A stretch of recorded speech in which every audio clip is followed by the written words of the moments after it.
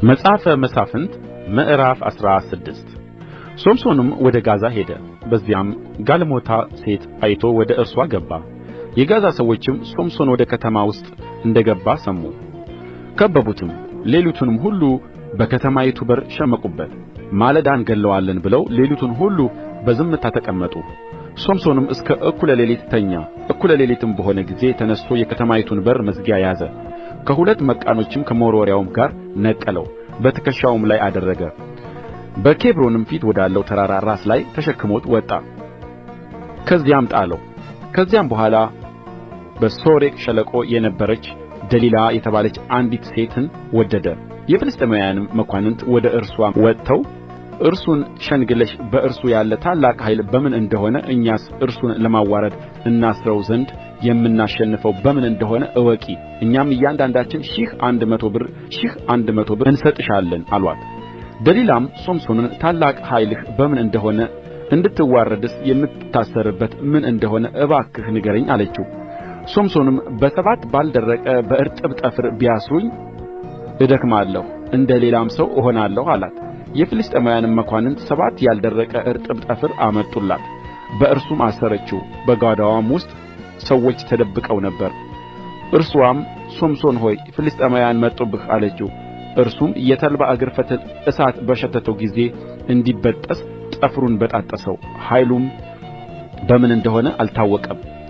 ደሊላም ሶምሶንን እነሆ አታለልኸኝ፣ የነገርኸኝም ሐሰት ነው። አሁንም የምትታሰርበት ምን እንደሆነ እባክህ ንገረኝ አለችው። እርሱም ሥራ ባልተሠራበት በአዲስ ገመድ ቢያስሩኝ እደክማለሁ፣ እንደ ሌላም ሰው እሆናለሁ አላት። ደሊላም አዲስ ገመድ ወስዳ በእርሱ አሰረችው።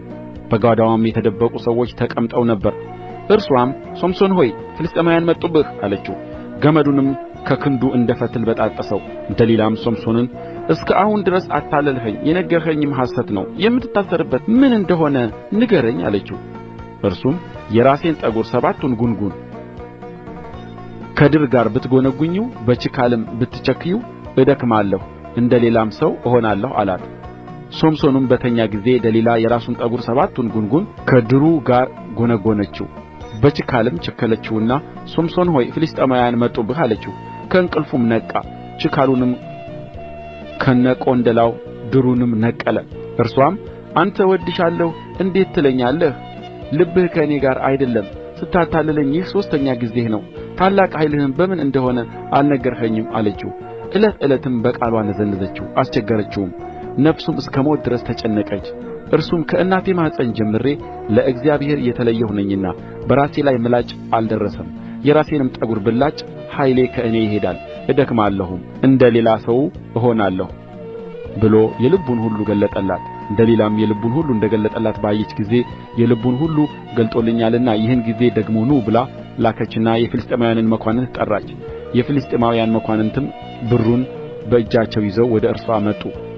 እርሷም በጕልበትዋ ላይ አስተኛችው። አንድ ሰውም ጠራች። እርሱም 7ቱን የራሱን ጕንጕን ላጨው፣ ልታዋርደውም ጀመረች። ኃይሉም ከእርሱ ሄደ። እርሷም ሶምሶን ሆይ ፍልስጥኤማውያን መጡብህ አለችው። ከእንቅልፉም ነቅቶ እወጣለሁ፣ እንደ ወትሮውም ጊዜ አደርጋለሁ አለ። ነገር ግን እግዚአብሔር ከእርሱ እንደ ተለየው አላወቀም። ፍልስጥኤማውያንም ይዘው ዓይኑን አወጡት፣ ወደ ጋዛም አምጥተው በናስ ሰንሰለት አሰሩት። በግዞትም ሆኖ እህል ይፈጭ ነበር። የራሱም ጠጕር ከላጩት በኋላ ያድግ ጀመር። የፍልስጥኤምም መኳንንት አምላካችን ጠላታችንን ሶምሶንን በእጃችን አሳልፎ ሰጠን እያሉ ለአምላካቸው ለዳጎን ታላቅ መሥዋዕት ይሠዉ ዘንድ ደስም ይላቸው ዘንድ ተሰበሰቡ። ሕዝቡም ሁሉ ባዩት ጊዜ ምድራችንን ያጠፋውን ከእኛም ብዙ ሰው የገደለውን ጠላታችንን አምላካችን በእጃችን አሳልፎ ሰጠን እያሉ አምላካቸውን አመሰገኑ። ልባቸውንም ደስ ባለው ጊዜ በፊታችን እንዲጫወት ሶምሶንን ጥሩት አሉ። ሶምሶንንም ከግዞት ቤት ጠሩት፣ በፊታቸውም ተጫወተ። ተዘባበቱበትም፣ በምሰሶና በምሰሶም መካከል አቆሙት። ሶምሶንም እጁን የያዘውን ብላቴና ቤቱን የደገፉትን ምሰሶች እጠጋባቸው ዘንድ እባክህ አስይዘኝ አለው። በቤትም ውስጥ ወንዶችና ሴቶች ሞልተውበት ነበር። የፍልስጥኤምም መኳንንት ሁሉ በዚያ ነበሩ። በቤቱም ሰገነት ላይ ሶምሶን ሲጫወት የሚያዩ 3000 የሚያህሉ ወንዶችና ሴቶች ነበሩ። ሶምሶንም ስለ ሁለቱ ዓይኖቼ ፍልስጥኤማውያንን አሁን እንድበቀል እግዚአብሔር አምላክ ሆይ እባክህ አስበኝ፣ አምላክ ሆይ ይህን አንድ ጊዜ ብቻ እባክህ አበርታኝ ብሎ እግዚአብሔርን ጠራ። ሶምሶንም ቤቱ ተደግፎባቸው የነበሩትን ሁለቱን መካከለኞች ምሰሶች ያዘ፣ አንዱን በቀኝ እጁ አንዱንም በግራ እጁ ይዞ ተጠጋባቸው። ሶምሶንም ከፍልስጥኤማውያን ጋር ልሙት አለ። ተጐንብሶም ምሰሶቹን በሙሉ ኃይሉ ገፋ። ቤቱም በውስጡ በነበሩት መኳንንቱም በሕዝቡም ሁሉ ላይ ወደቀ።